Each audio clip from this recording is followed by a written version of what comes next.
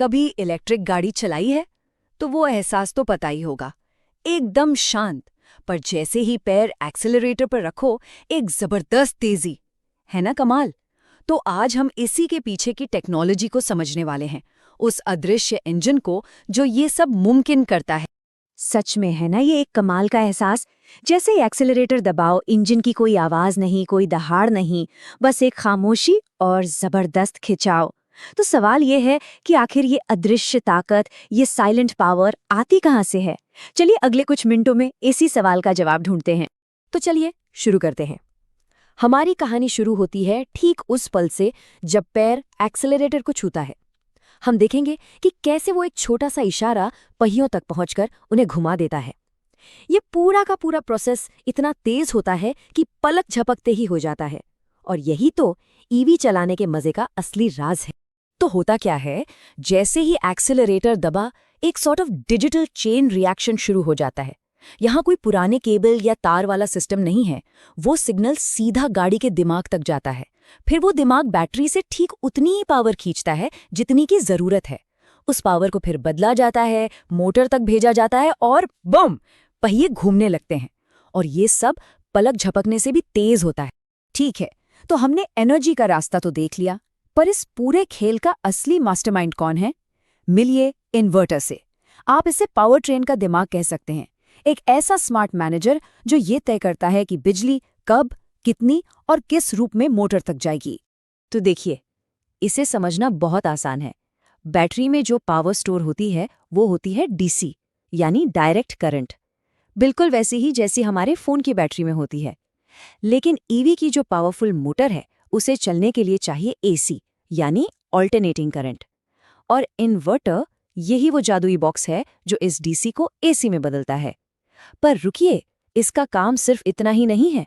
ये एक orchestra conductor की तरह मोटर को ये भी बताता है कि भाई कब घूमना है, कितना तेज घूमना है और कितनी ताकत लगानी है। सब कुछ यही कंट्रोल करता है। अब सवाल ये है कि ये इतना प्रिसाइज कंट्रोल करता कैसे है?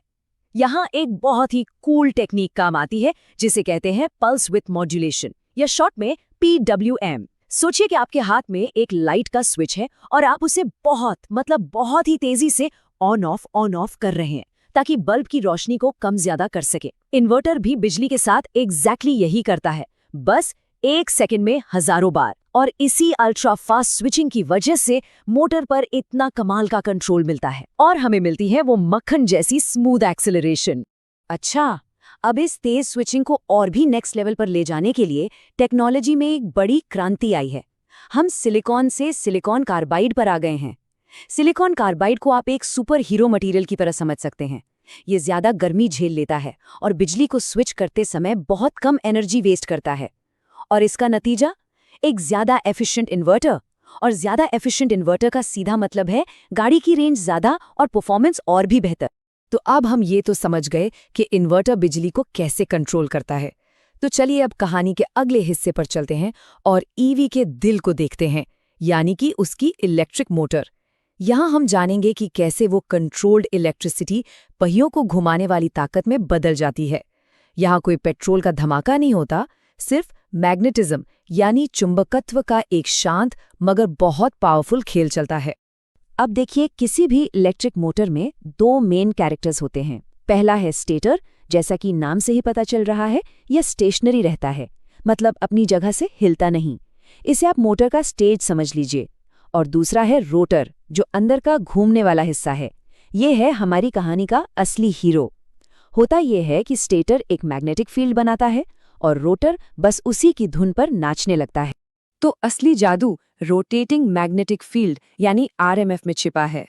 जब इन्वर्टर से वो 3 फेज AC पावर स्टेटर के तारों में दौड़ती है तो एक ऐसी मैग्नेटिक फील्ड बनती है जो लिटरली खुद ब खुद घूमने लगती है।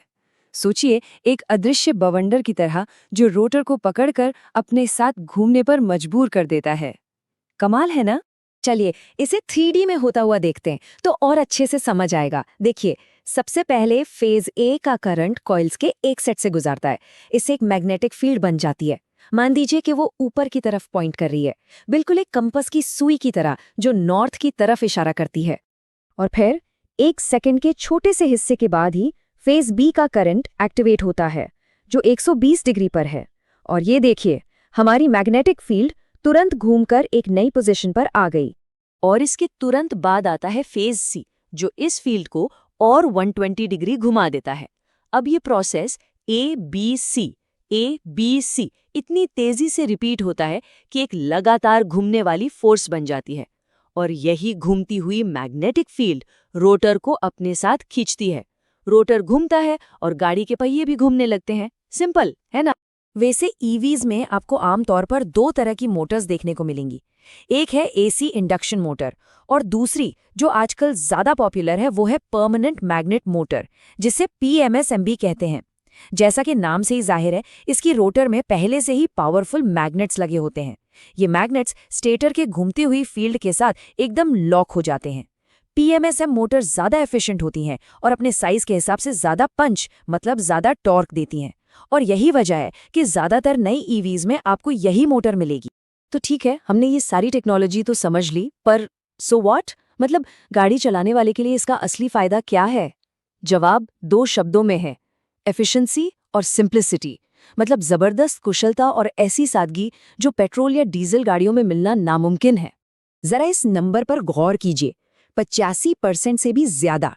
जी हाँ, ये वो कमाल की एफिशिएंसी है जिससे एक इलेक्ट्रिक मोटर बैटरी की बिजली को पहियों की ताकत में बदलती है। अब ये नंबर असल में कितना बड़ा है, ये समझने के लिए चलिए इसकी तुलना एक पेट्रोल इंजन से करते हैं। और ये कंपैरिजन सच में चौंकाने वाला है। देखिए, एक टिपिकल पेट्रोल इंजन में पेट्रोल की 60% से भी ज्यादा एनर्जी तो बस गर्मी और आवाज में ही वेस्ट हो जाती है। पहियों तक 40% से भी कम पहुंचती है। और दूसरी तरफ है हमारी इलेक्ट्रिक मोटर, जहां बैटरी से निकली 85% से भी ज्यादा एनर्जी सीधा पहियों को घुमाने के काम आती है। ये एफिशिएंसी में एक जमीन आसमान का फर्क है। और रुकिए, एफिशिएंसी की कहानी अभी खत्म नहीं हुई है। ईवी की एक और सुपर पावर है। जब भी आप एक्सेलरेटर से पैर हटाते हैं या ब्रेक लगाते हैं तो मोटर उल्टा काम करने लगती है। वो एक जनरेटर बन जाती है। वो गाड़ी की रफ्तार से पैदा हुई एनर्जी को वापस बिजली में बदलकर बैटरी को चार्ज कर देती है। इसी को कहते हैं रीजेनरेटिव ब्रेकिंग। ये बेसिकली ब्रेक लगाने पर वेस्ट होने वाली एनर्जी को रिसाइकल करके वापस बैटरी में डालने जैसा है। Brilliant, isn't it?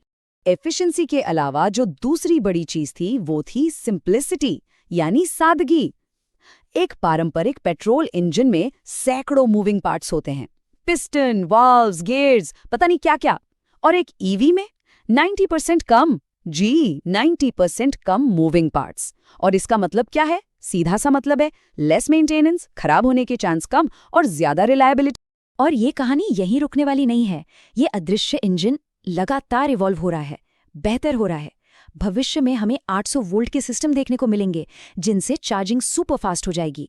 Silicon carbide और गैलियम नाइट्राइड जैसे नए मटेरियल्स इलेक्ट्रॉनिक्स को और भी छोटा और एफिशिएंट बना देंगे। और सॉलिड स्टेट बैटरी जैसी टेक्नोलॉजी तो रेंज और सेफ्टी में एक ऐसी क्रांति लाने वाली है जो ईवीज को हम सब के लिए और भी प्रैक्टिकल बना देगी। तो जैसा हमने देखा, ये अदृश्य इंजन सिर्फ एक टेक्नोलॉजी का टुकड़ा नहीं है, ये ट्रांसपोर्टेशन के बारे में हमारे सोचने का तरीका ही बदल रहा है। ये एक साइलेंट रेवोल्यूशन है, एक खामोश क्रांति जो हर रोज हमारी सड़कों पर रफ्तार पकड़ रही है।